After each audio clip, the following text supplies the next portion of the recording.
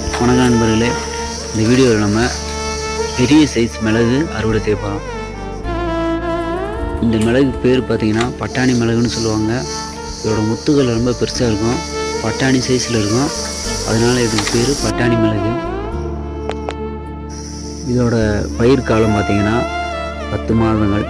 அதாவது பூ பூத்ததுலேருந்து இது அறுவடை செய்கிறது பார்த்திங்கன்னா 10 மாதங்கள். நாட்டு வருமானம் பார்த்திங்கன்னா 11 மாதங்கள் 12 மாதங்கள் ஆகும். இது 10 மாதத்துலேயே நமக்கு பயன் தரும். இந்த கொடி ரகத்துக்கு பார்த்திங்கன்னா நோய்கள் அதிகமாக தாக்காது. முத்துகள் இப்படித்தான் இருக்கும்.